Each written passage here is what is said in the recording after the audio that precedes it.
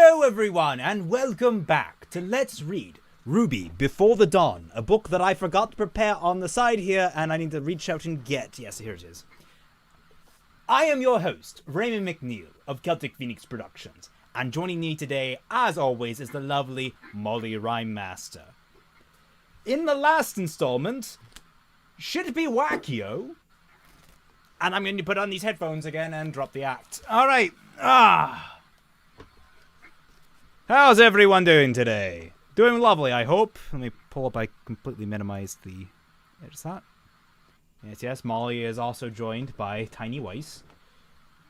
It's Tiny Weiss. That's her name. It's Weiss, comma Tiny. Oh, don't get me started on that. I'm making my tabletop system right now, and one of the most annoying things is making sure everything is mentioned uniformly throughout the book. So the way that spells are listed in the back when you have like a greater version of a spell. So let's say Cure Light Wounds. It's a very basic spell. It's the most basic healing spell in the game. It's Cure Wounds.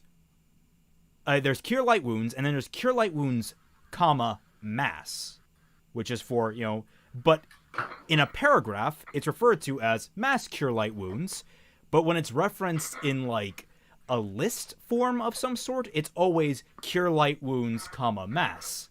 And so, like, I've been cleaning that crap up throughout an almost 700-page book. It is annoying. And this is for, like, I have almost 700 spells. Luckily, I've whittled that down. It's insane. Somebody asked about ruler velvet. I only have one ruler with me, but I will improvise. Only 11 chapters left. We're half. Maybe we'll be done before I graduate. We're halfway there. Oh, wow. We're living with a hair. But get it? Because it's velvet. Yes. All right. So Velvet's been the MVP of this book. She really is. She really is. She's keeping my hope alive for just about everything. I mean, I would really recommend at some point you crack down and read the previous one. I actually think it was pretty good. I think the reason why Velvet, works to an extent is that a big thing that I see a lot of, anime type, things that wish they were anime, and just writing genre runs into, is that they just kind of put their characters into tropes and think that's how it works. But Velvet really isn't a trope because she wasn't intended to be in the show at all. So they just have to deal with the fact that she's actually going to be written as a person. That's an interesting observation. I guess that kind of applies to all of Team Coffee when you think about it, except for Coco, maybe.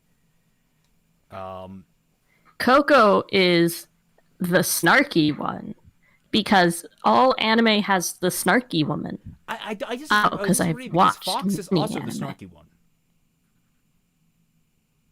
Well, all anime also has the snarky dude. And I've watched a lot of anime, and I would know. I don't actually watch anime, so I watch 2 anime. I watch 1 anime, just 1. You watch half an anime. All right, let's get to this. Actually, I'm gonna check the chapter because I've got to remember to do this. Where I gotta show little shadows. We're on page 135, 132, 133, 146. Nope, that's too far. Oh, okay. Oh, this is chapter 9. What the? Huh. I guess the print version is different. Chapter 10. Yeah, chapter 11. All right, as you can probably, hopefully, make out from this silhouette, it is a Neptune chapter. I mean, you can tell because his name is the very first one there. But, I mean, hey, Neptune had just snuck back onto campus and settled into his room for an exciting evening of writing up interview notes when someone pounded on his door. He froze and listened. Had he been busted for being out late?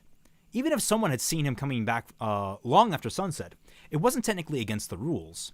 Headmaster Theodore had said no one was allowed to leave campus at night. Neptune's mom was a lawyer, and he was pretty sure it would hold up in court. Uh, when you deal with schools, man, schools have a lot of leeway in how they control their students, to the point of being disgusting, honestly.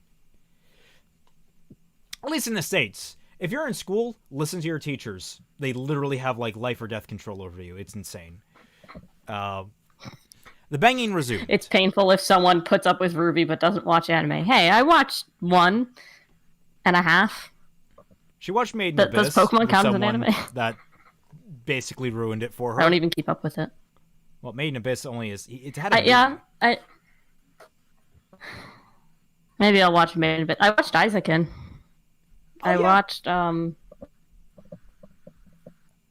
I miss Isaacin. That was so wholesome. I watched Cowboy Bebop. I don't know.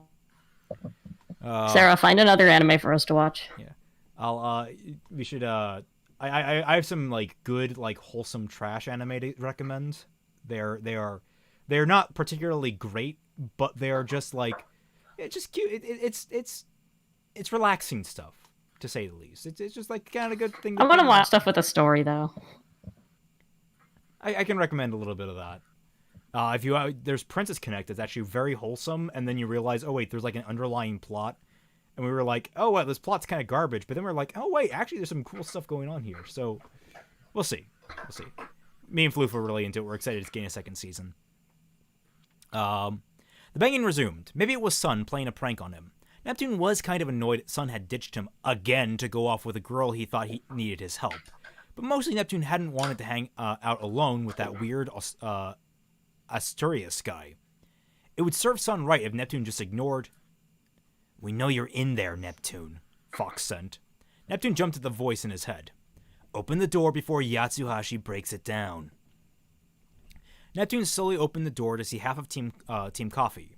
He tried to act casual. Hey guys, what's up? You tell us, Fox sent. Do you know where Velvet and Sun are? Neptune could hear concern in his hear his concern even in the silence. You're standing right in front of me. Why are you using telepathy? Neptune asked. Just answer, Yatsuhashi said aloud. What's the question again? Do you know where Velvet and Sun are? Yatsuhashi repeated. They aren't answering their scrolls. I can't say, Neptune said. Fox stepped into the room and cracked his knuckles. That's oddly specific phrasing. Neptune stepped back. He glanced at Yatsuhashi, wondering why he wasn't trying to be the intimidating one. Not that either of them had to try to be intimidating. Why was Team Coffee so freaking scary? Since the fall of Beacon, it seemed like even Velvet had a dark side. She was so friendly and cute, but that wasn't what people always said when they found out someone knew. But wasn't that what people always said when they found out someone they knew was a criminal or a serial killer? Oh man, what? I want a series about like the serial killers of Remnant. How awesome would that be? Like, do you understand how difficult it must be to be a serial killer in Remnant? You have to get through the aura and semblances and shit. You have to like prepare for so much to be a serial killer. Well, don't most people not have aura and semblances? I don't know. I don't know. It's never really made clear. They never really talk about how the average person deals with aura. Apparently not. If John didn't have any, didn't even know about it, but everyone has it, why wouldn't they? She was so sweet. Everyone liked her. When I saw the news, I could hardly believe she was responsible for that grisly murdering spree. Oh, that was like a fake quote. I mean, I don't know where they went. How do you know she's with Sun? Neptune asked. Yatsuhashi held up his scroll to show Neptune a selfie of Velvet and Sun in front of a wall with a bunch of weapons on it. So, you're jealous, Neptune ventured. I'm concerned. Sun is a bad influence, and that doesn't seem like a friendly place. Yatsuhashi ducked his head under the doorway and walked into the room. With him inside, the 100 square foot room, 100 square feet, that's it's a 10 by 10. That's pretty. That's not terrible. Yeah, it's not a terrible sized room. It's about the size of my study, I'm guessing. Actually, I think it's a little larger than my study. It's a pretty generous room for a dorm. I'm in like an 80 square foot room, maybe a little more. Yeah. The dorms at Shade were far cry from the luxury suites at Haven Academy that Neptune had shared with Sun, Scarlet, and Sage. They had so much space that they turned Sun's room into a game room while he was off gallivanting with Blake last year. In Vacuo, luxury was the enemy. Sun had told him that one of the reasons the kingdom had been so... Guys, in Vacuo. Guys, Vacuo's tough. Yeah, okay, everyone, remember the drinking game. Take a hit. Had been so easy to exploit because the people had gotten lazy and soft. That attitude was in the distant past now, along with the king who let it happen. Oh, okay, so Vacuans were lazy and soft, and now they're not, right? Is that what they're saying? Is that what I understood that? Yeah. All right. Because they had mentioned, like, they had been, like, a very, live-free society. I guess not anymore. Don't know why they didn't mention that in, like, the Worlds of Remnant. Would have been nice to know. Hey, Sun's a great guy, Neptune reassured him. She's as safe with him as she is with you. Velvet can handle herself, Yatsuhashi said. I'm more worried what stupidity Sun may have gotten her into. Where are they? Maybe you're just being a little overprotective? Neptune squinted and pinched his thumb and index finger together. We're huntsmen, Fox said. Overprotective is what we do. Don't tell that to your girlfriend, Fox. Huntsmen in training, Neptune said. We're fast learners, Fox said. Fox is also very impatient, Yatsuhashi said. He doesn't like to be kept waiting. Someone message? Okay, someone messaged me. Somebody need that. Neptune grinned. We're doing good cop, bad cop thing? I learned all about that in We Aren't Cops, Fox said. And we're both in a bad mood. Neptune's smile faded. Right now, our business is finding the crown and keeping our friends safe, Yatsuhashi said. What does this have to do with the crown? Neptune asked. Team Rosk is missing, which means Coco and Scarlet are missing. They were on a mission out in the desert, and they haven't checked in since. Scarlet's in trouble? Neptune asked. He'd be more worried about Scarlet than Sun. Umber's also missing, Fox sent. And now Velvet and Sun. Velvet and Sun aren't missing, Neptune said. But I'm not allowed to tell you where they are. But you can tell us. Surely we're an exception, Fox said. Sorry, Sun said not to tell anyone. If I break his trust, he'll be really upset. Sun isn't here, Yatsuhashi said. Sure, but when he gets back, he'll be really upset. Fox stepped towards Neptune again, crowding him in the corner between his desk and his overstuffed bookcase. He meant Sun isn't here to stop us, Fox said. And we're upset now. Stop you from what? Neptune reached for his weapon, but the room was way too small to use effectively, and Yatsuhashi and Fox didn't need weapons to fight him. We have ways of making you talk, Fox said. Whoa, you said that a bit loud, Neptune tilted his head. Somehow that made it creepier. Good, Fox smiled. You think you can take me? Neptune said. Bring it! He assumed his battle stance and accidentally knocked an action figure off his bookshelf. Oh no, he has one of those back things too for YouTubers. Oh no, flashback time. Your turn. Oh man, did they hear our conversation about like the background things for YouTubers? No, I don't think they did. We were talking about how every YouTuber has like a background thing. I technically have enough. Filled with consumer goods. Guys, look at my Funko Pops. Look at my video game. Oh god, I feel. No, I'm not gonna mention that on stream. But like. Anyway. Yeah. Let's see. I guess I'll take the flashback. It seems like it's all dramatic. When you grew up in a port city like Argus, you had to know how to swim, especially if you lived along the coast like the Vasilius family did. You do not have to know how to... What? No. It's a coast. You can never step foot in the water if you don't want Boats exist. By the time little Neptune was 4 years old, his parents and siblings had it with his aversion to water. He literally could not get wet. Baths had been a difficult time. No sooner would they drop him into the tub than all of the water would be displaced out of it, sometimes explosively. It seemed that at a young age, Neptune already had a strong water-related semblance, like the rest of his family, but he didn't know how to use it. And because he was afraid to get into water, even to touch it, he never learned to control his power over it, which gave water power over him. No, I can't breathe when I do that voice. All right, 1 minute. I accidentally minimized Discord briefly, and it's blacked out your screen, so I got to just kind of figure out how to make your image reappear. I don't know what I'm doing.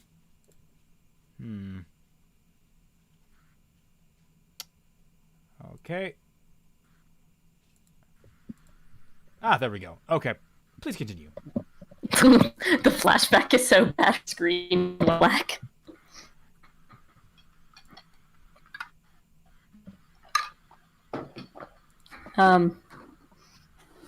Neptune's older brother Jupiter thought he had the solution. He had learned to swim by being pushed into the ocean and figuring it out fast. Swimming was a matter of instinct after a while, especially for a Basilius. If it had worked for him and their other siblings, it would work for Neptune, he figured. They had to stop coddling him. So Jupiter dragged Neptune to the beach, kicking and screaming all the way, and he threw him off a pier. That's when they discovered that Neptune's semblance had another aspect. Not only could he push water away from his body, he could also pull it toward him. To him, should be toward. And he could manipulate the water's cohesion and other things. But poor-old Neptune knew none of this. All he knew was his brother had tossed him into the ocean, and when he came bursting out of it and scrambled back onto shore, he had brought some of the ocean with him. Neptune was caught in a bubble of water, which was growing by the second. He couldn't see because it stuck to his eyes, he couldn't hear because it filled his ears, and he couldn't scream because he couldn't breathe. And then in a panic, he sent the water away from him, so it gathered around the closest thing nearby, his brother. Jupiter had been startled to find himself enclosed in water that seemingly stuck to his skin. Fortunately, he was comfortable in the water and had mastered his own semblance, so he turned the water into vapor instantly. Then he had comforted his brother, who had thought he had nearly killed him, but the damage was already done. Neptune wanted nothing to do with water, and he lived in constant fear that he would accidentally touch it, becoming unable to shake it off. He certainly did not want to swim. Neptune's parents brought him goggles just to get him to go outside, and eventually the Vasilius family was forced to move further inland. As a student at Haven Academy, under close supervision from his professors, Neptune gradually came to terms with the semblance, which he called water attraction. Well, it's lame. Once he made contact with water, he could force it to adhere to other people or objects. It was a useful talent for a huntsman. As long as enough water was around, before he could manipulate water in this fashion, he had to touch it and draw it to himself to change the molecules. This is literally how water bending works. Okay. Only then could he propel and control it over a short distance or propel himself at great speeds in the water. As far as Neptune was concerned, it was not worth the trouble. It sounds incredibly useful. Also, let's come up with some better names for this. Everyone, start working shopping names on this ability. Water attraction is stupid. That's this dumb name. Your name is stupid. So let's. Well, I hate this idea. It's like, you live by the water, everybody needs to swim. I've known people who grew up in like Caribbean islands that couldn't swim. Like, they just don't swim. It's okay. Yeah, you don't have to. You're not swimming between houses. I mean, it's like Super Venice. Dope. Don't lie to me. That would be amazing. I would love to live on like a pontoon city of some sort. No idea how that would work functionally, but that'd be cool. But like, okay, what other names do we got, guys? Because like water attraction, I'm gonna like make him wet. Like it sounds like he's trying to go for like he's like kind of a playboy type figure, so I'm going for some kind of like innuendo type deal. Wet and wild. WAP. WAP. WAP. Wet ass pigeon. And thus it is cemented. From now on, Neptune's semblance is known as WAP. Go forth, my children, and spread this far and wide. Let it be known forever and now on, that Neptune's semblance is WAP. Tag Miles Whap. and Carrie. Tag Miles, Carrie, Kiersey, and Eddie. They need to know that Neptune's semblance is WAP. Actually, for legal reasons and because I'm not a prick, please do not tag these people unless you have a genuine good faith interest in talking with them or whatever. Don't annoy them. Don't harass them. Please. I've already gotten yelled at by Eddie once for stupid reasons. I don't want to repeat that. Slip and slide. That's not a bad idea. Oh well, we're that far behind. Hydrokinesis, hydrophobia. Slip and slide is a good one. Neptune is a WAP. It's more like a DAP. He's dry. Very constantly.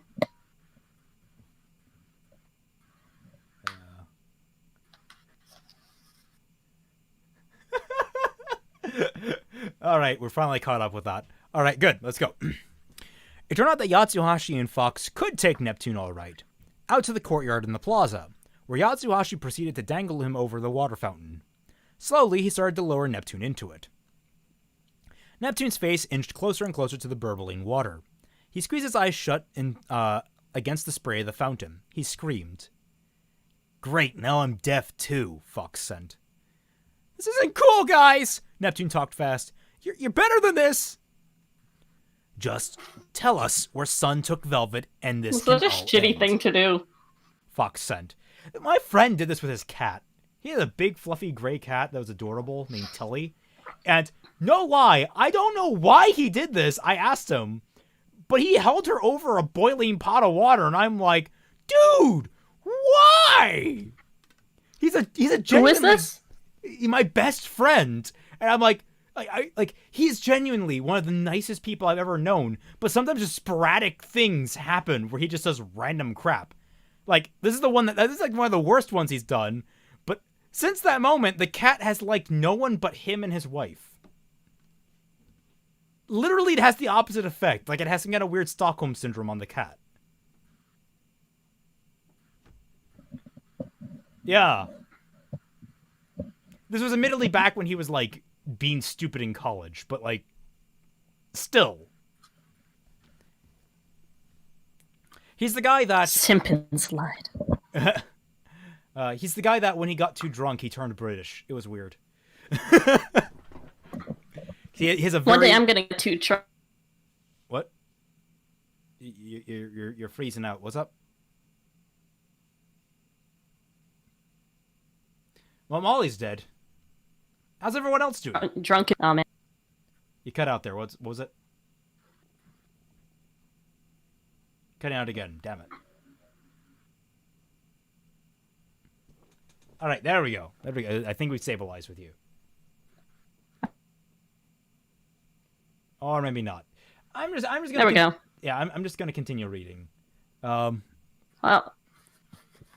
Or did you have? What was your comment? mine. No, I'm saying I'm connecting to a mobile hotspot. Ah, that might fix it. But you what were you saying about what you want to get so drunk that you blank? That I turned scouse. Yeah, that'd be entertaining. But it's weird because like it's just because the way he speaks, he has a very languid speech pattern already, and so like when he gets drunk, he slows down even more, and so it kind of drags like a pompous British speaking. Very weird. That was also the night he vomited in his wife's hair. The downside of sleeping in the same bed. Where were we? Just tell me where Sun took Velvet and this can all end. Neptune twisted around trying to get away from the water. Easy, I'm going to drop you if you keep that up, Yatsuhashi said. Fox, this is really bothering him. That means it's working, Fox sent. Maybe this is too mean. Yatsuhashi lifted Neptune up about a foot. Yes, way too mean, Neptune said. Come on, Yatsuhashi. You're too soft, Fox said. Better too soft than a bully. Yatsuhashi swung Neptune away from the fountain. Fox sighed. Thank you. You're great. You are merciful, Neptune blabbered. Yatsushi dropped him onto the hard cobblestones. Ow! Neptune scrambled into a sitting position. He was still trembling all over, and he didn't trust himself to stand. Yatsushi crouched next to him. I'm sorry, he said. We went too far with that one. We shouldn't have been so insensitive about your fear of water and used it against you. You didn't have to spell that out, but okay. Fox snorted. It's okay. You think RWBY fans have enough empathy to understand why that was wrong, Raymond? Fair. It's okay, Neptune said. But I'm not afraid of water. You're not? Yatsushi asked. Then what's your deal? Fox splashed water out of the fountain and Neptune shrank away from it. Fox, Yatsushi warned. You're really not doing good cop, bad cop. Neptune sniffed. Fox was right. We were both being bad. Yatsushi said. You want to talk about it? Really?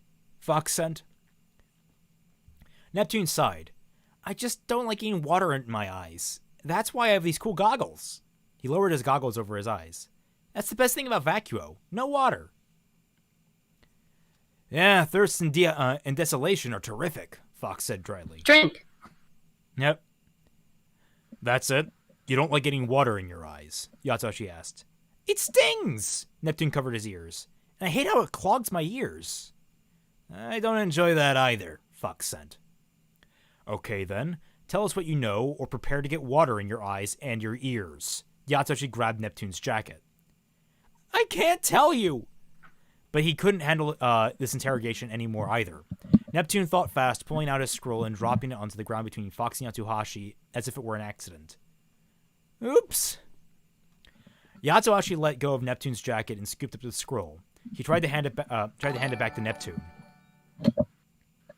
Ooh, anime as art.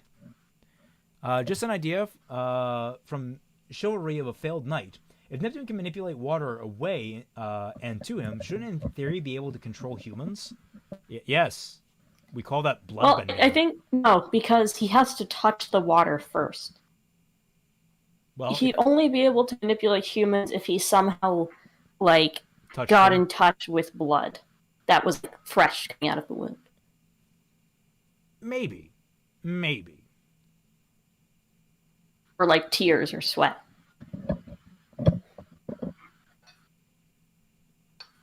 They don't. People making comics making a joke off this scene supported by Myers himself. What do we say? It's okay, just trigger.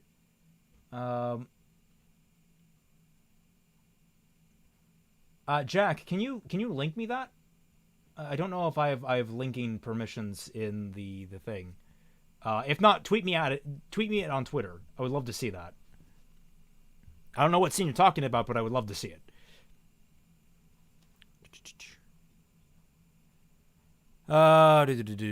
Yatsushi let go of Neptune's jacket and scooped up the scroll. He tried to hand it back to Neptune. Didn't he understand? Oh no, Neptune said, pretending to be scared. Please don't look at my private text messages. Yatsuhashi knitted his brow together in confusion. From my dear friend son, Neptune hissed. Yatsushi glanced up for a moment at the night sky. Then he said, oh. He yanked the scroll back and started thumbing through the apps. Soon Yatsuhashi tossed the scroll into Neptune's lap and turned to Fox. I knew Sun was a bad influence, he said. They went to a club called Mirage. Let's go, Fox said. For the record, I didn't tell you that, Neptune said. And you searched my scroll without a warrant. You aren't going anywhere. It's you. Oh yeah, I was so used to there just not being anyone. Yeah. You aren't going anywhere. Just then, Professor Rumpel strode into the courtyard. Crap, Fox said. What's going on here? She demanded to know. What was all that screaming about? Yatsushi glanced at Neptune. Your fault, Neptune said. Yatsushi took a deep breath and seemed to make a decision. Professor, he said, we think the Crown is holding some shade students at a club called Mirage. We're going there now to rescue them. Rumpel scowled as if she had no concern for Velvet or Sun at all. Her voice was eerily quiet and cold. You are doing no such thing, and anyone who has defied the headmaster's orders is no longer a student at this academy. They didn't technically sneak out, Neptune said. If they simply didn't return before curfew. Professor Rumple glared at him. But hey, you make the rules, Neptune said. Yatsuhashi stepped forward to try again. Professor Rumple, Velvet's in trouble. With the grim problem on the edge of the city, you need every huntsman on deck. I'm sure you can't afford to divert resources to this, and you don't have to. You've shown enormous trust in our abilities to handle ourselves on the missions, and none of our abilities have changed. Fox jumped in. You can't both train us to fight for what's right, and then prevent us from doing so just because their stakes are higher. We need to find our friends. Professor Rumple raised an eyebrow, considering. You make good points. We fought the worst the world can throw at us and survived, Fox said. But that point didn't strengthen the argument. You haven't fought the worst. You haven't seen anything yet. Rumple said, grimacing. Osmond and Goodwish place too much trust in their students. Yeah, no kidding. Let's have a 17-year-old save the world. They put everything on the line, and you weren't up to the task. What makes you think you can defeat the crown? Or what comes next? Yatashi was undeterred. We still have to try, he said. We can't just hide here and wait for them to come for us, Neptune added.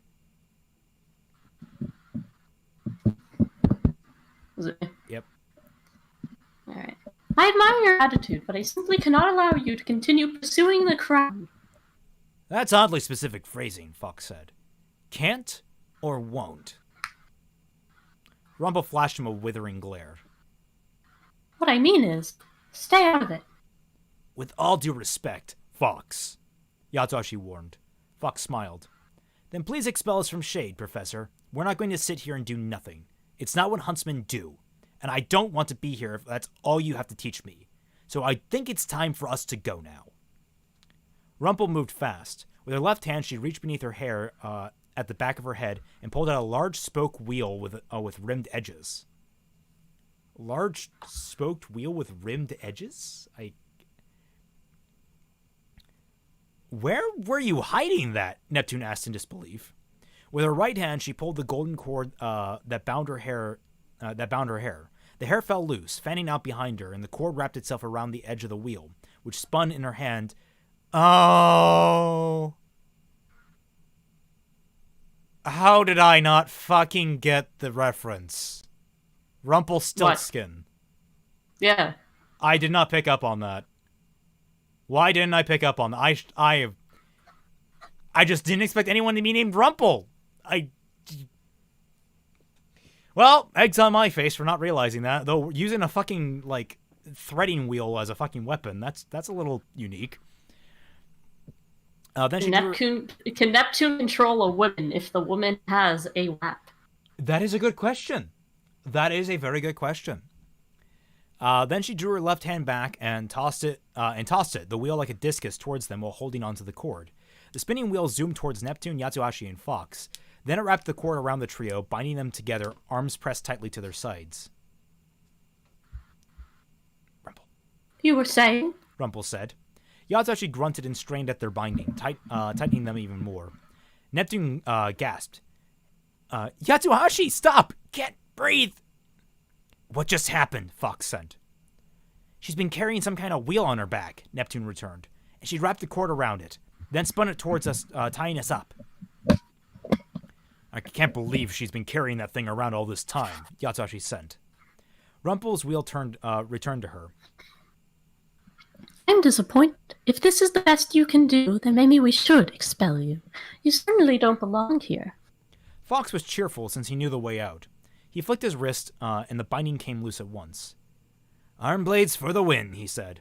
Nice try, Professor. He ran towards her, and she fled. Are we really doing this? Neptune asked. Yatsuhashi followed Fox. Something's not right. Why is Rumple fighting us? Fox nodded. You know the rules at Shade. The strong survive.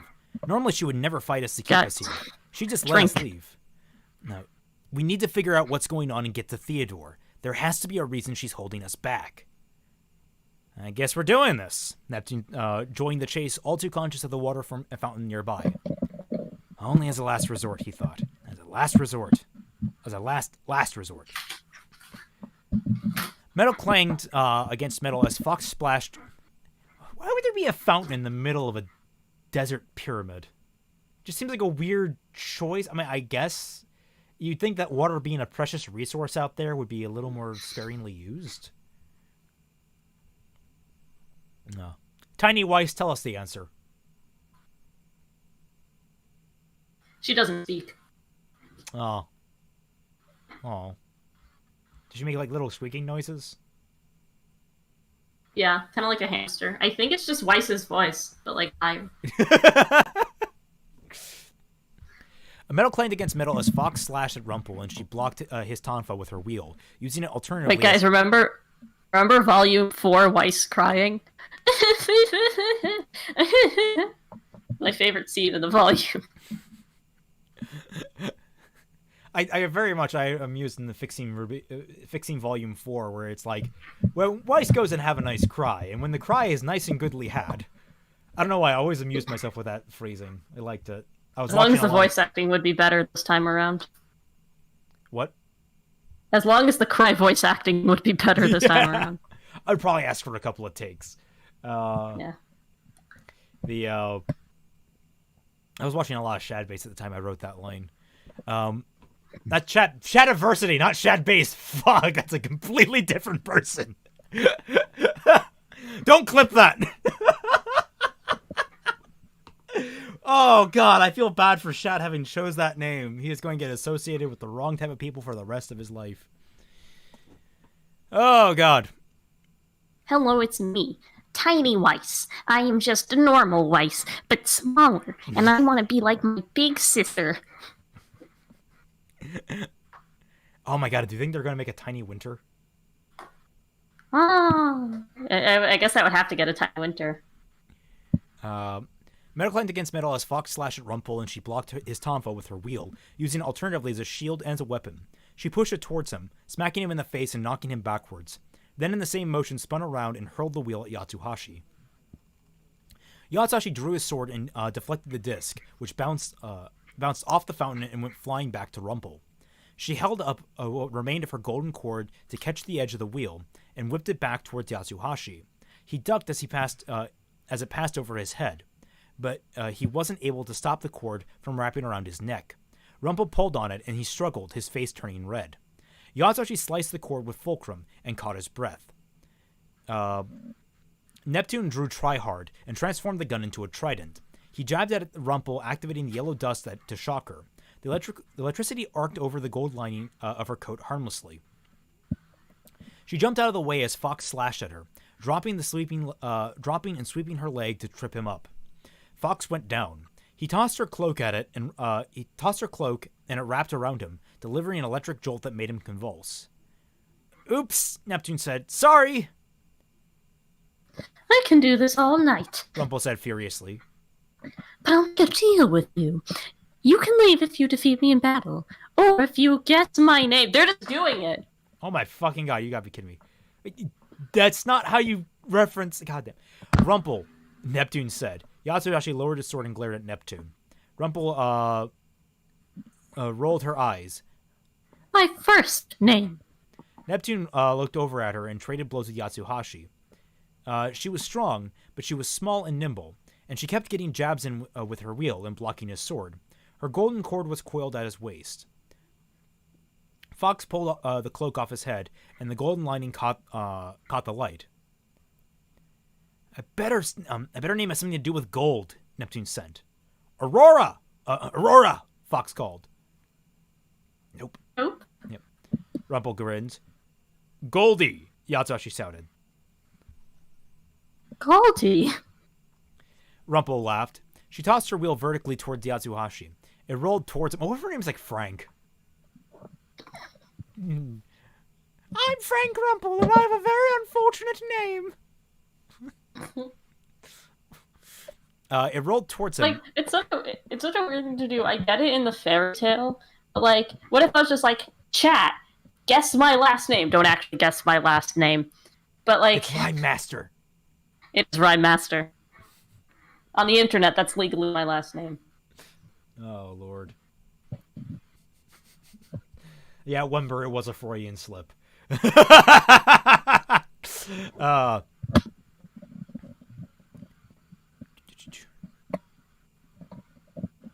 Let's see.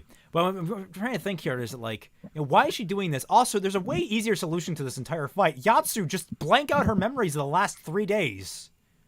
You can do that.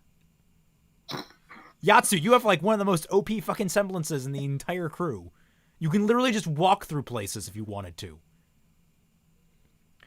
Let's see. It rolled towards him, knocked him backwards, and rebounded off his chest into her hands. Ada! Ada! Fox muttered. List names that mean are related to gold. He paused and then started rattling them off in alphabetical order, while the three of them continued trading blows with Rumpel. They were getting some hits in, but she must have had an absurdly high level of aura because they weren't slowing her down one bit. Cressida! Fox yelled. I always liked that name, but no. Neptune became aware that they had gathered a crowd of spectators, including Headmaster Theodore. The Shade students were finally showing some interest in them. Headmaster, aren't you going to do something to stop her? Neptune called. Headmaster Theodore flashed him a thumbs up. This is all you! Rumpel. I'm trying to... the world will not stop to give you what you want. No. No matter what Osmond may talk. Before that, it seems your last lesson. It seems your last lesson as students here will be one of humility. Professor Rumpel growled. The world will not stop to give you what you want, no matter what Osmond may have taught you. I acted more on that one. Neptune was worn out already, and Yatsuhashi and Fox were struggling too, starting to make mistakes. Maybe we should just make a break for it, Yatsuhashi said. What do you think I've been trying to do? Neptune said. She's too fast. Finally, Fox shouted, Xanth! And Professor Rumpel stopped. Her face splotched red with anger. You cheated! She stomped her foot. The cobblestone cracked on the impact. Did not, Fox said. Someone told you my name. I guessed it, fair and square. Now do the honorable thing and let us go. Isn't the whole point of Rumpelstiltskin that the name is, like, ridiculous? But Fox just went on behindthename.com and filtered for names that mean gold. Like what I would do if I was naming a character. Like, if I were someone that was trying to hide my name and had, like, a whole shtick, I don't know why I would be stupid enough to have a whole shtick about hiding my name. Rumpelstiltskin in the lore was a frickin' fae, so, like, they're just tricky assholes like that who you don't know the name of initially. But, like, if I were, like, to have a name guessing thing, I would not color myself after that name. I would not make it easy to guess. Hell, I would go legally change my name to make it harder to find. As in my original name. I would make my original name harder to find legally. Yeah. Like, she's a public figure. Go on Wikipedia. Yeah. I guess it fair and square. Now do the honorable thing and let us go. Rumpel's shoulders slumped. She seemed to give up. Fine. You can go.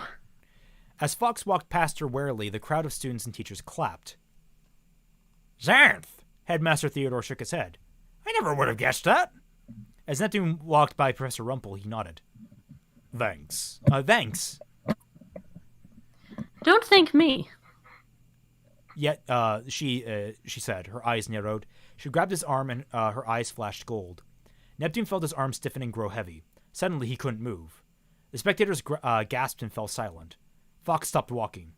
What happened? What's wrong with Neptune? I'm okay, Neptune managed out. I think. His arm was covered in gold. No, it was gold. At least the sleeve of his jacket was. In fact, so was the whole jacket. Was that why it felt so heavy? She turned him into gold, Yatsuhashi said in disbelief. My clothes, anyway, Neptune said. Neptune suddenly lurched backwards as someone picked him up. We're going, Yatsuhashi said. Yatsuhashi, put me down, Neptune said. I don't like this. Fight's not over, Rumple said. She swung her wheel towards Yatsuhashi, but he blocked it with Neptune. Metal clanged. Neptune felt the shock of the impact. Fox dove back into battle. Put me down, Neptune said. Yatsuhashi threw Neptune towards Rumple. Not what I meant, Neptune called. All right, this fight's getting awesome. Rumple took the full force of the blow and went down for the first time. Good. Then Neptune's left glove turned to gold. Not so good. Neptune yelled, Don't let her touch me anymore!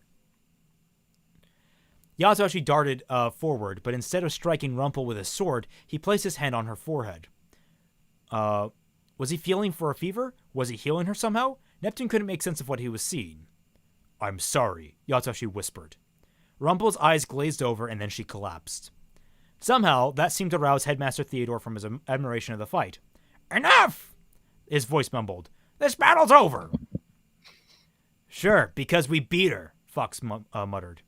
Yatsuhashi righted Neptune. Thanks for the assist. What did you do to her? Neptune asked. What I had to do, Yatsuhashi said sadly. Headmaster Theodore knelt at Rumple's side.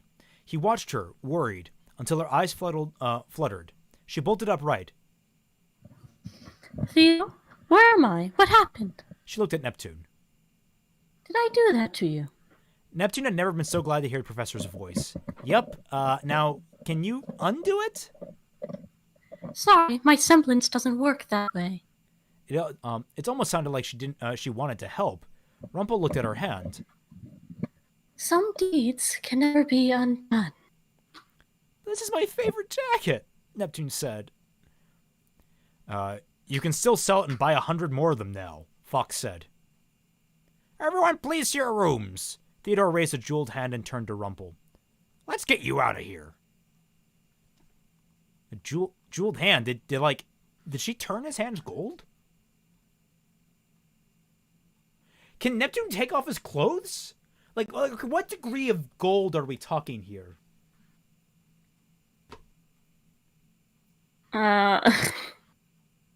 Like, are we talking like it's solid gold? Like suddenly, like everything is super hardened, because that would take like a freaking welding job to take off.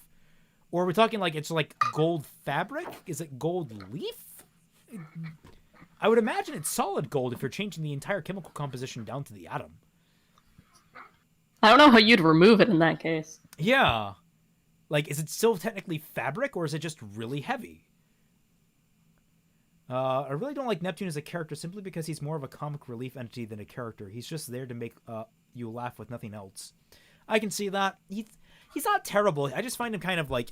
The rest of Team Sun seem kind of weak to me as characters. Namely because Sage hasn't done anything. One of Carmine's sides was gold for some reason. Rumple can turn things into gold, so why were they against each other? I don't know. My god, she bejeweled him.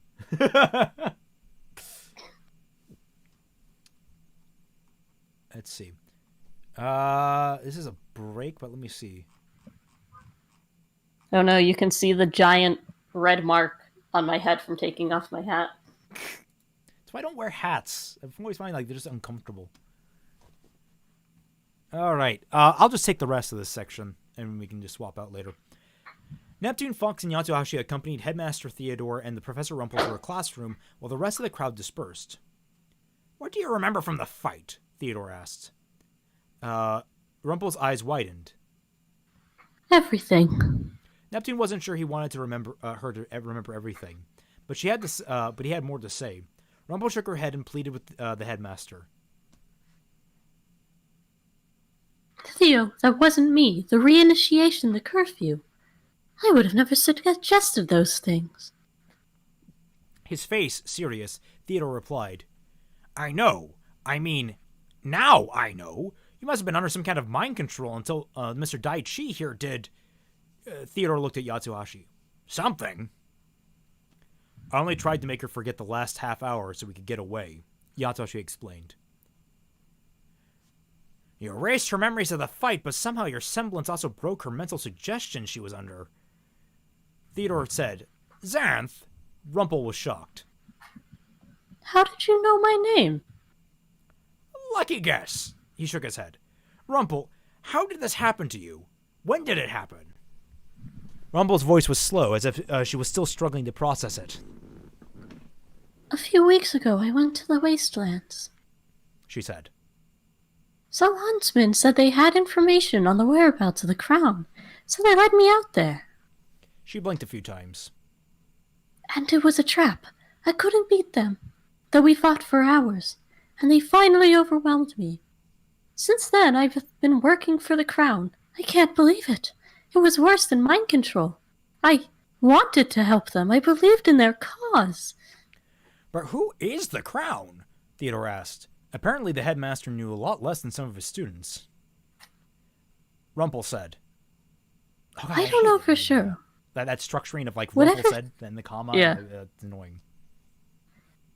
Whatever they did to me, whomever did it, I never even saw them.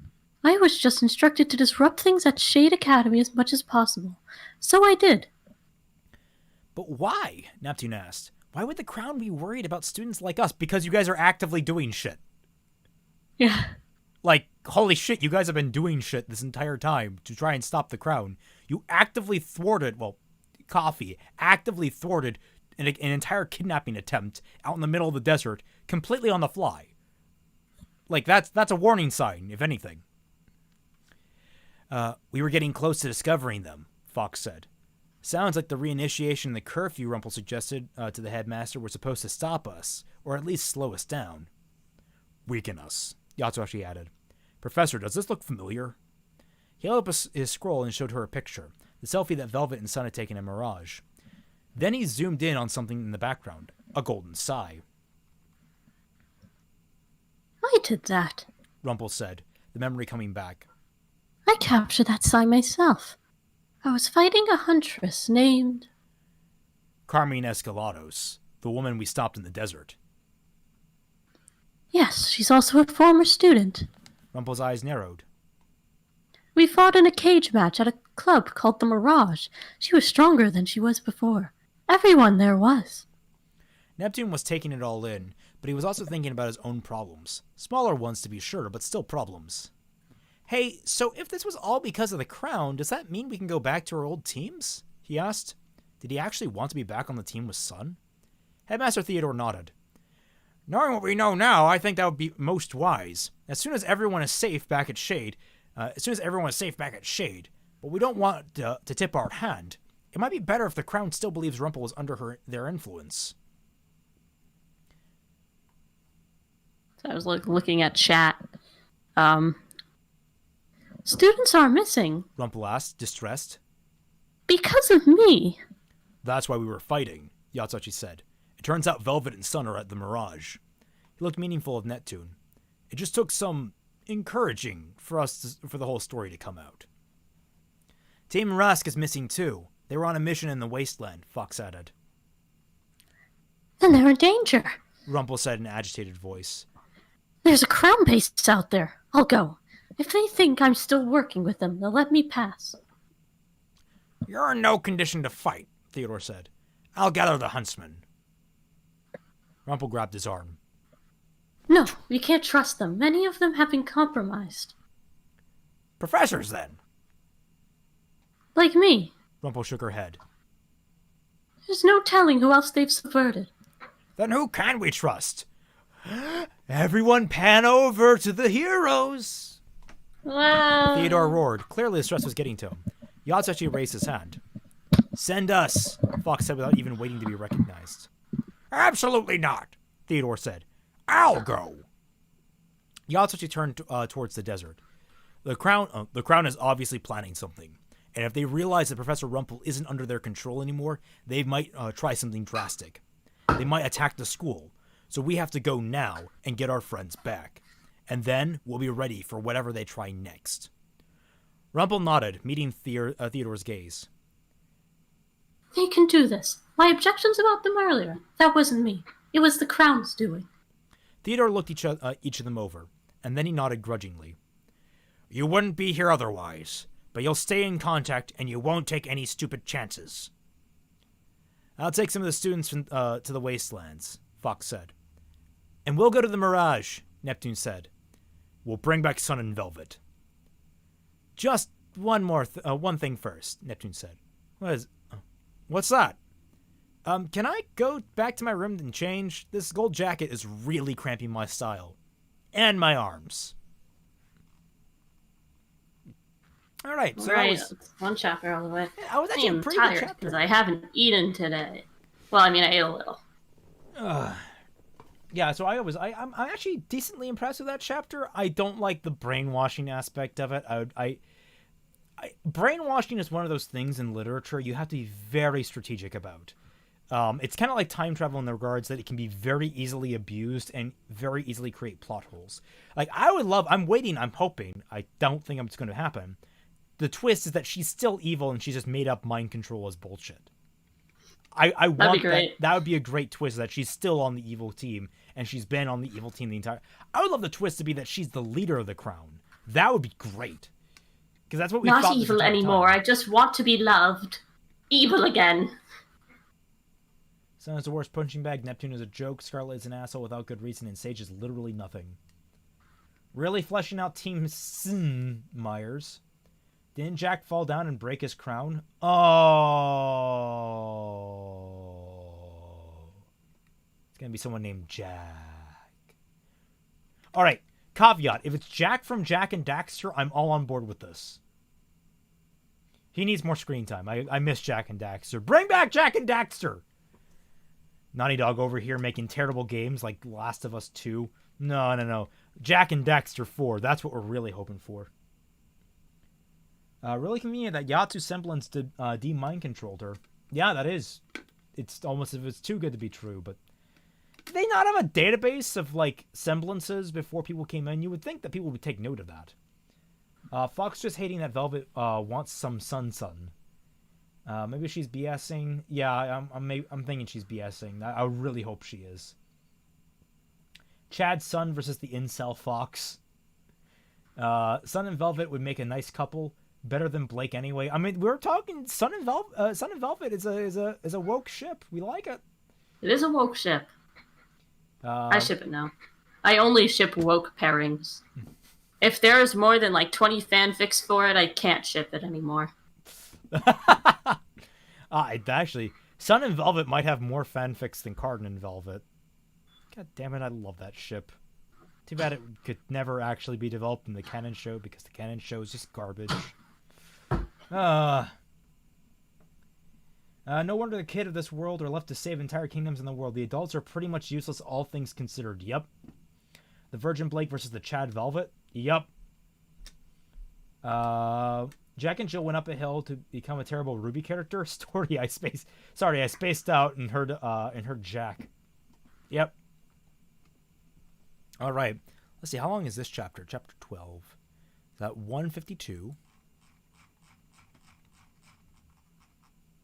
to 160, and that goes from 161 to 170. I think we can make it through another chapter. I'm a little tired, but for our dear fans. Yes, just chapter 12. It is a short one. It's only 8 pages. Yeah. Are we going to speed run this one? I don't know if we need to. You're the one in control mainly. I'm just doing all the male voices, so. I know, but it's mostly male voices. Anyway. Yatsuhashi and Neptune followed the directions from Professor Rumpel to a squat building on the edge of town. Looks abandoned.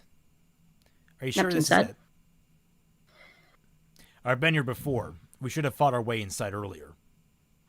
Yatsuhashi looked at Neptune and then turned away, covering his mouth to contain his laughter. What? Neptune said. Yatsuhashi put up a hand. I'm sorry, but I can't take you seriously wearing that fake mustache. Not that he'd ever been able to take him seriously before. Neptune stroked the bushy black mustache and Yatsuhashi couldn't help it. He burst out laughing. It's a disguise! Neptune said. We're going undercover. It doesn't even match your hair. Yatsuhashi howled. These silver armbands are our disguises. Professor Rumpel said that all the Crown supporters wore them as a sign of their loyalty. Neptune sighed and peeled off the mustache. That's better. Yatsuhashi stopped laughing and pressed his hands against the reinforced steel door. He could feel the vibrations on the other side, but didn't have the ability to make any sense of them. Fox or Velvet might have been able to understand what was happening, but all Yatsuhashi knew was that something was happening. He knocked on the door. A panel slid open, and eyes appeared in the narrow opening. Who do we fight for? A deep voice intoned. Professor Rumpel had given them the passphrase too, as it was lodged in her memory now. For Crowning Kingdom. Yatsuhashi said. Professor Rumpel sent us. Neptune piped up. From Shade. And Neptune winked. Yatsuhashi appreciated how he was embracing his role. The eyes considered the two for a while. Yatsuhashi tensed, waiting for trouble. He wondered if he would be able to beat down the door in time. He could just manage it for Velvet, or he would die trying. Then at last, the panel slid closed. A lock was undone, and the door swung open to reveal a man about Yatsuhashi's side on the other side. Yatsuhashi made sure he saw the silver armband around his arm. Check your weapons in dust, the bouncer said. Yatsuhashi handed over Fulcrum. The guard waited appreciatively. Nice sword. Thank you, Yatsuhashi said. Neptune passed over Tryhard. Dust is inside. Neptune offered. The guard turned to Yatsu. Oh, no dust. Yatsuhashi said. Don't need it. Good for you. Go on back. The boss is watching the fights. Enjoy. Friendly guy. Neptune whispered as they walked down the dimly lit corridor towards the sounds of clapping, chanting, and cheering. Whoever was fighting had a lot of fans. He thinks we're on his side. Yatsuhashi reminded him. He didn't like how light he felt without the weight of his greatsword on the back or in his hand. They followed the loud music to the end of the hall and emerged into a room that somehow looked larger than the building, with steps that led down into the floor, creating a huge space below surface level. A giant gold cage occupied the center, and two people were fighting inside it. Looks like Rumpel left her mark on the place, Neptune said. Yatsuhashi pointed to the golden sai on the opposite wall. There's the sai from Velvet's picture. He scanned the crowd until he saw a pair of rabbit ears sticking out. Guys, you know what time it is. He nodded in that direction and took off. Neptune close beside him as they pushed through the crowd. Yatsuhashi felt many eyes on him as he passed. He was used to being noticed in groups because of his height, but it made him nervous when he was trying to go unnoticed. Maybe we should have thought this through better, he realized. But then there was Velvet, and he didn't care about anyone else anymore. He started to put a hand on her shoulder, but stopped, remembering she didn't like it when people snuck up on her. He was not in the mood to get thrown across the room. Velvet, he said. She turned around, shock on her face. Yatsuhashi, what are you doing here? She's brainwashed. Just saying, I figured that. If we didn't see the fight between her son and everyone else, they're brainwashed. That's her. That wasn't the reaction he'd been expecting. There was shock, but no relief. Are you alright? He asked. Velvet beamed like she was completely at home. I'm great. This place is great. You aren't in any trouble? Yatsuhashi prompted. She just rose up on her tiptoes and leaned towards him. The crown is here, she winked. Yatsuhashi didn't know what to make of that. Was this for real? All he could do was look around for the crown. Is that him? He asked Velvet, nodding at a white guy in a suit watching the fight from a balcony. She collapsed into laughter. Definitely not. She paused as if understanding something. Do you want to meet the crown? She asked. You know them. Neptune gave Yatsuhashi a worried look. So yeah, it's the description. Oh, Yatsuhashi was worried about something else now. Velvet, where's Sun? Velvet just pointed at the cage. Yatsuhashi finally turned his attention to the enclosed arena in the center of the room. One of the fighters was someone he recognized. That short guy in the green tank top was one of the thugs they crossed a few weeks ago. And there was someone swinging from the bars of the cage like... Sun! What's Neptune he doing? said. He's fighting, silly, Velvet said, like she saw this every day. Right now, Sun seemed to be winning. Two of his semblance-devised avatars appeared on either side of the green guy, grabbing his arms and holding him in place, while Sun dropped in from the cage and landed feet first on his face. The gas mask cracked, and the man went down. And Sun Wukong wins again! The announcer called out. Sun bowed. He was wearing a gold crown. This is so weird. Yatsuhashi said. Velvet, we have to get Sun and get out of here. Velvet gave him an eerie stare. I'm not going with you, she said. Now I know this is where I belong. The crown wants me for who I am. Who I really am, not who Sifvi or Nova think I should be. Hey, you could join us too. Yatsuhashi reached down and cupped Velvet's face in one of his large hands. I picture it looks something like this. Yeah, just... Yeah. He really hated to do this, but it seemed he had no other choice. Someday she might even thank him. Come on, Velvet. Wake up. Sorry, V. That's it. Yatsuhashi brushed his thumb against Velvet's temple and caught her with his other hand as she went limp. Then he shook her gently. Come on, Velvet. Wake up. You need to wake up. Velvet's eyes flew open and she stared at Yatsuhashi for a moment. Then she hugged him.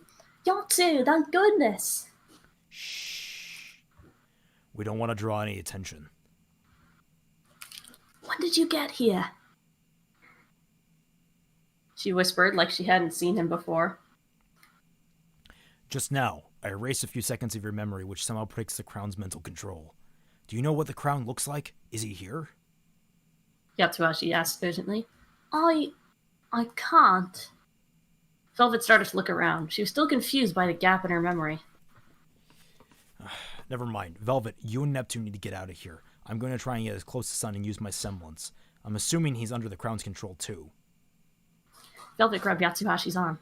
We were captured together, and Uma's here too. We have to save her. Yatsuhashi sighed. Okay. No one gets left behind. But you two get ready to go. He glanced at Neptune. Don't wait for me. As Yatsuhashi half paid attention to Sun, who was fighting a new opponent, the other two slipped away. The crowd loved Sun, it turned out. Every time he used his semblance, the audience cheered, and Sun was eating it up. Meanwhile, Yatsuhashi kept an eye out for Umber, while trying not to look too obvious. There, he spotted her through the bars on the other side of the cage. Umber looked curious as he approached and eyed his armband with suspicion. What did Umber sound like? Chat, what did Umber sound like? Do you not have it written down? I forgot to write that one down. Oh no. Oh no. Yatsuhashi didn't think this place was your speed.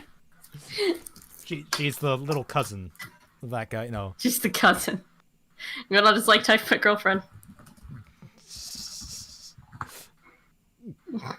I don't know, just... She has a better memory than I do.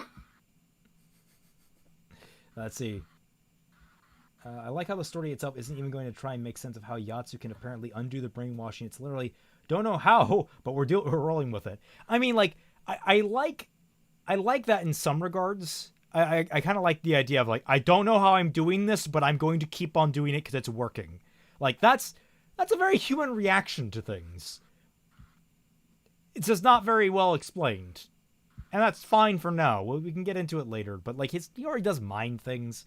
I'm just gonna lame that it's actually mind control. Homeless Colombian who's hungry. That's her voice. Apparently.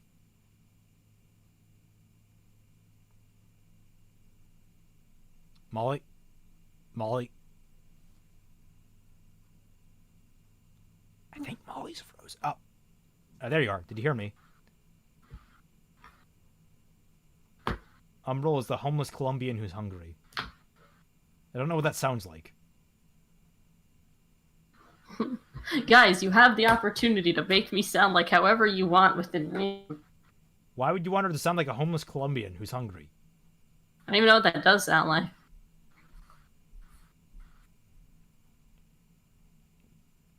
Mind break! Yeah, we should add that tag to this book. Oh, God. If it were truly Mind Break, I wouldn't be reading it on stream. All right.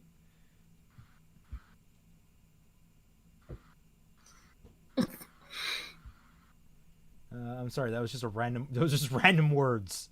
Figured as much. We need like a random accent generate. All right, let's just go with. Have you done a southern one yet? No, Yatsu didn't think this place was your speed. I don't have time for this. Are you working for the crown? He asked. Of course not. I'm just here to enjoy the fighting. Yatsuhashi nodded. You've got something on your cheek. He reached for her face, but she knocked his arm away with her wrist. Yatsuhashi frowned. I don't like doing this, but I'm trying to help. Hey, Umber called to security. Over here, this guy is harassing me. No! Yatsuhashi grew up. He tried one more time to reach her forehead, but when she deflected him this time, he grabbed her wrist with his other hand. He didn't actually need to touch her head or use his semblance, but it made it a little easier. He concentrated on erasing the last few seconds from memory, and that seemed to be enough to break whatever control people were under. Umber blinked and became unsteady, but he held her up. She saw him holding her wrist. Yatsuhashi, where do you come from? This place doesn't seem your speed. It's time to go, Umber. He said. Go, but you just got here. She lowered her glasses and looked him in the eyes. Stay a while. I guess that works. She was like very casual.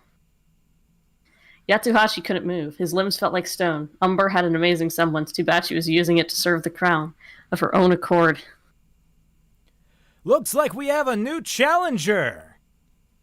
Slap that hand. Just open slap the that cage. hand.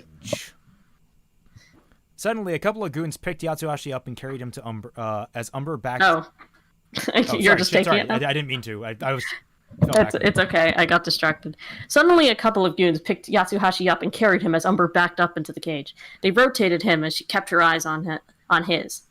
That's a big guy. The announcer's voice boomed. Do we think he can beat our reigning champion? Spectators booed. Tough crowd.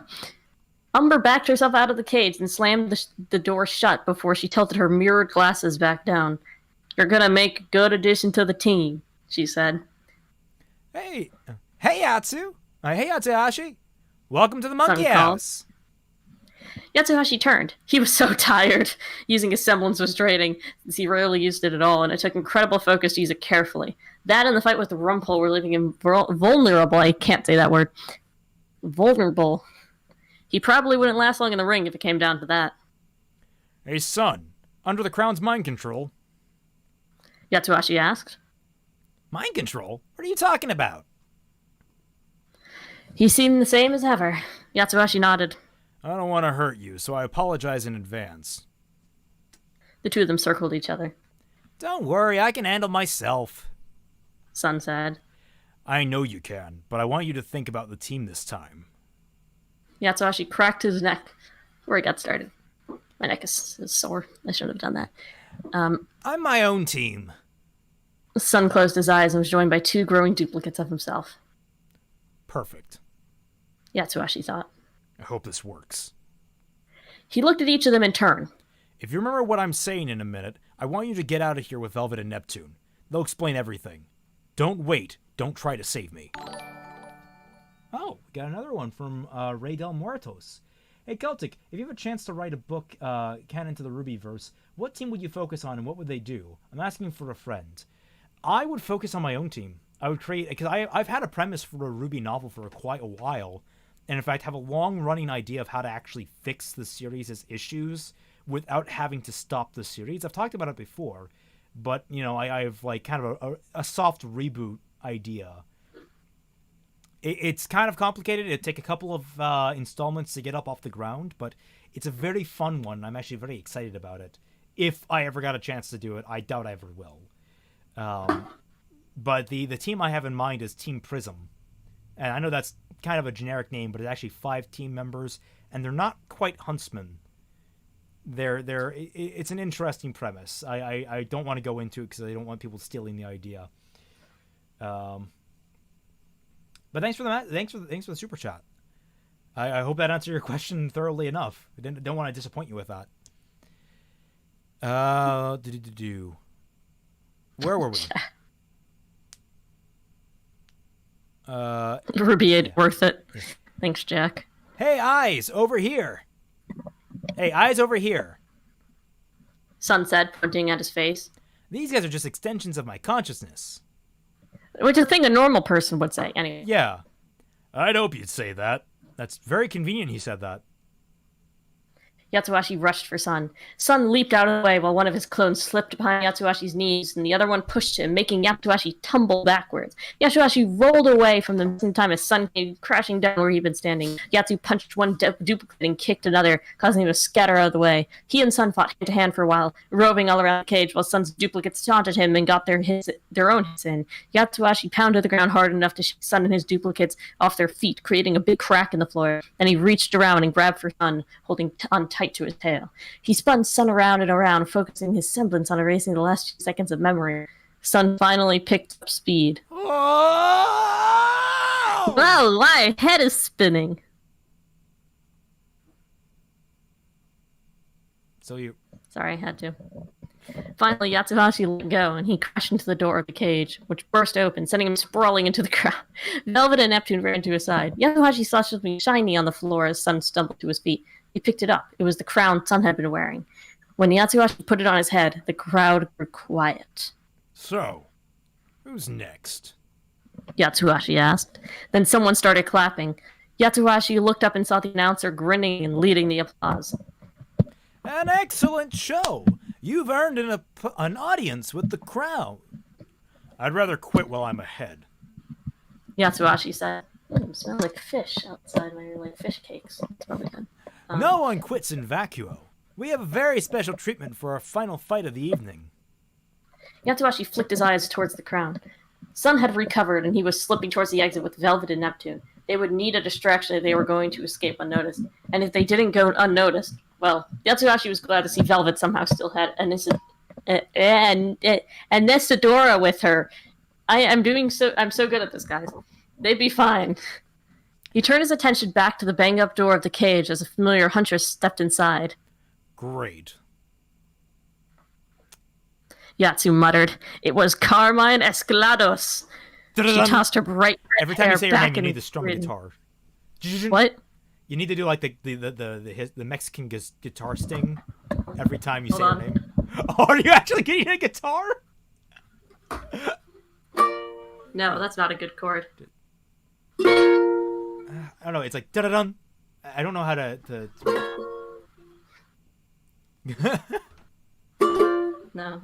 Yeah. It's a little too tiny. I think. Is that a ukulele? Yeah, that is a ukulele. I think it's a little too high pitched for the Mexican chord. Yeah, that's it. That's it. It was Carmine Escalados. She tossed her bright red hair back and grinned, her sigh floating just over her right shoulder. That hardly seems fair. Yatsuhashi said, his eye up on her weapon. If you wanted fair, you should have stayed out of vacuo. She shot back, aggressively. Carmine strode towards him. Yatsuhashi backed up, using his own semblance and sending Sun out of the cage. Had pushed his aura to a new low. He wanted to throw in the towel, but he had to give everybody a good show. I don't want to hurt you, Yatsuhashi said quietly. His concern was wasted on Carmine. As F, Carmine retorted. Wow, like giving how her the voice Valley just Girl doesn't voice was match the perfect. guitar. What? Giving her the Valley Girl voice was perfect. Yeah. Carmine retorted. She swung her leg towards him, and the heel of her shoe sliced Yatsuhashi's chest, shattering his aura. Her shoes had blades on them. Of course they did. Yatsu hit the floor. He should probably get up. He needed to get up, but that last kick had done him in. He watched as the blood poured from the wound. He wasn't sure he could actually move. As everything went murky and black, he heard Carmine say, I thought he'd last longer. You need to take better care of your toys. That's the third one this week, Umber said. You'll fix him, Carmine said. At least I won't go back empty-handed. Then Yatsuhashi heard some commotion somewhere in the club. gunfire and shouting that sounded far away. The lights went out, but he wasn't sure if it was the club's lights or his vision. People screamed. That had to be friends fighting out, but he'd done everything he... And thus ends Yatsuhashi. He's dead, folks. Nothing to see here. Woo! I'm glad I finally found a good voice for Carmine. Yeah, it's a good one. It's a good one. All right. Well, we're about at the end of the stream. Let's see what the chat has to say. I know it's supposed to be more of a quick altercation, but come on, Myers. Sun is fast and agile. Being able to make clones with Yatsu is, while Yatsu is sturdy, slow, and powerful. You could work with that. Oh my god, Carmine is the new Team Rocket or something? Carson, I was thinking, C-Emp, which doesn't mean anything, but technically everyone but Mercury is a simp in that team. Mercury is the Chad of learning, of the Chad of the learn. Mercury isn't no simp. While I'm sure he wants to bang Emerald, because who doesn't in this show? He has standards at least. So if Yang is SSJ, is Carmine SSJG? No, we're not going there. Don't bring Dragon Ball Z into this. I don't have a very high opinion of Dragon Ball Z these days, but even I know not to disrespect it with RWBY. Woke ship, Mercury and CL. Mercury and CL? I don't know if that's really woke so much as it's crack. Yeah, there's a fine line between that. A woke ship is, like, rare, but, Understandable. Emerald and Mercury is woke. In the sense that, like, it's rarer. I don't even think I think that's actually pretty common, all things considered. I mean, I think... It's, but I guess... It's like... I guess Emerald and Cinder is actually much more common than Emerald and Mercury at this rate. We need to sit down and do that shipping stream at some point. We really should. That'd be really fun. Maybe, like, we didn't stream last week. Maybe we could do it as a bonus this weekend. It's Labor Day, so there's that extra day off. Maybe Monday. We'll see how Sunday goes. Petra's birthday. I'm busy. It's my favorite Fire Emblem character's birthday. I'm busy, Raymond.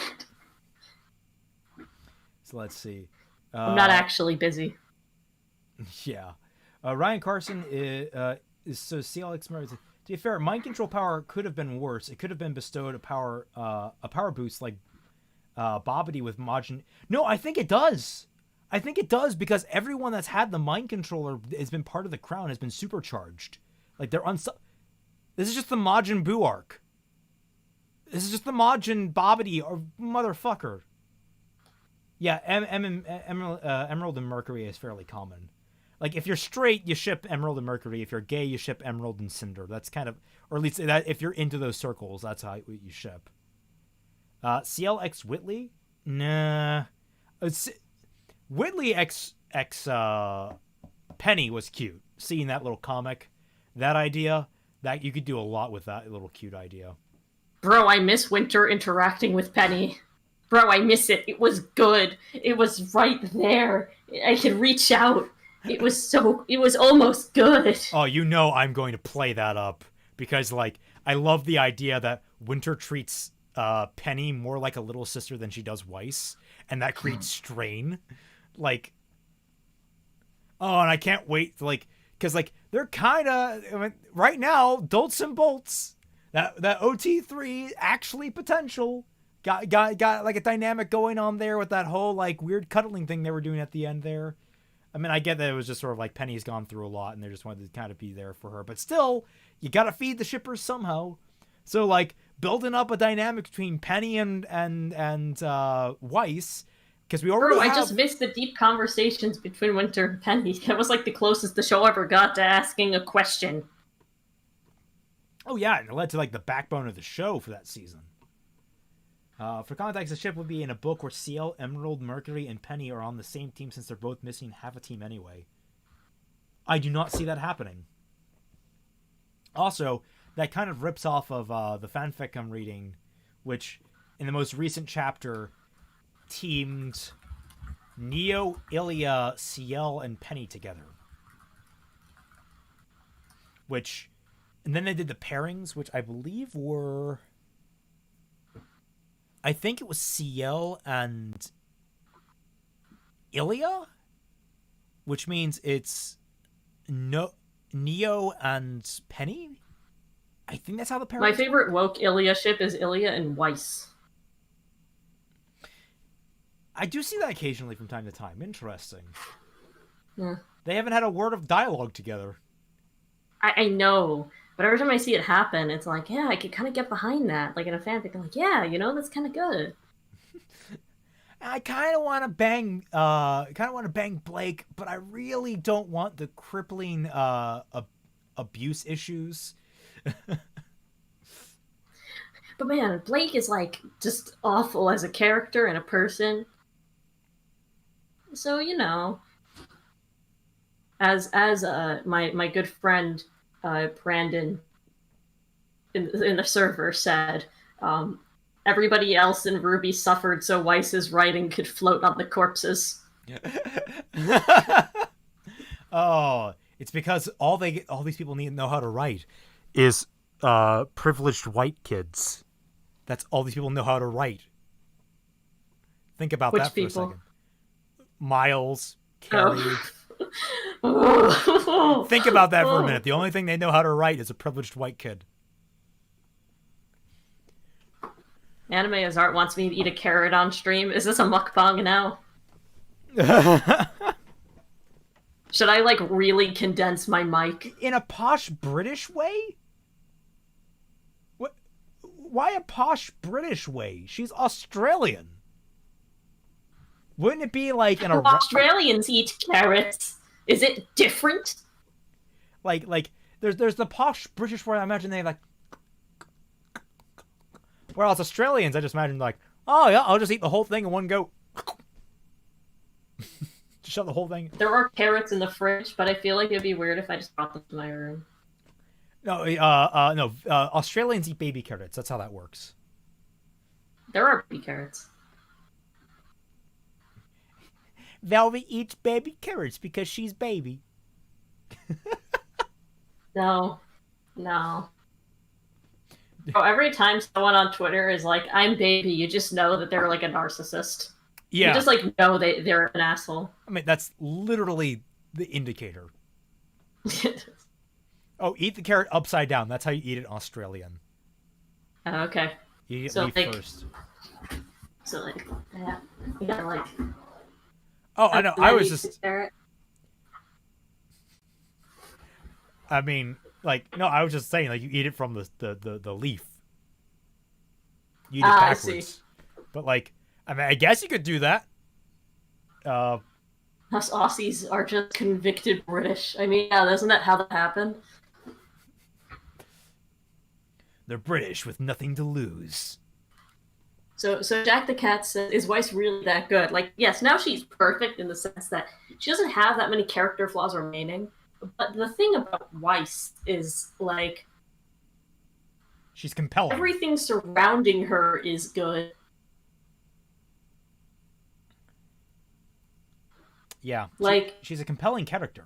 Like, that's the whole thing. Sometimes it's not about the character themselves. Sometimes it's about the elements that surround said character. Yeah. Australia is a British... Like, everything with, like, the military, and Winter, and the Schnee Dust Company, and Chalk, and Whitley, and Penny. And it's all good. Or it could be good. I mean, the quality of the writing for everyone else, they don't know how to write a race struggle. They don't know how to... They shouldn't have tried to write a race struggle. Oh, God, can you imagine all the riot things they're going to do now in, like, volumes 8 and 9? Bro, they burnt down that building for justice. Yeah, like, God, if they do that, it's going to be... Because they did the Trump thing. They actually did the Trump thing. I know, but that was like 2 years later, 3 years later. Yeah, maybe we're... Well, the thing is that they're writing 8 and 9 ahead of schedule. So it's like... Because 9's apparently already done scripting. So I'm not entirely sure how that's going to play out. Yeah, Blake's racism subplot thrown out the window. Yang's PTSD hasn't been relevant in, like, since the middle of volume 6. Bro, her PTSD is cured. That's how you cure PTSD. Obviously, you just kill someone. Yeah, you murder someone. God, if only it were that easy. Yeah, in fact, if you're like a soldier, you can only get PTSD if you have an odd kill count. Oh, Lord. As a psychologist, I can confirm. It's not like, murdering someone might also be, like, compounding trauma. Nothing like that. No. Not like... I demand RWBY to commit arson. RWBY and co. commit arson. Destroy somebody's livelihood and property for justice. Don't worry, they'll be proven to be, like, a faunus racist or whatever, Yeah, Ryan Carr makes a good point that they could have done well, but they didn't bother. So now they're just using the fact that they're white as like, whoopsie, I couldn't have done this. I guess I can't read. Or something. So the praise for Ice's character is mostly undeserved privilege due to a fortunate background? Fitting. Anime is art means Vacuo is going to be about a pandemic virus. The Vacuo virus. We're gonna have to deal with the Vacuo virus. Everyone's gonna have to go into lockdown. See all these Grims like going into their house, like all scared of the Vacuo virus. You have Salem up there being all like, yes, everyone must quarantine now for the foreseeable future. I want to wipe out humanity. I don't want to be unsanitary about it.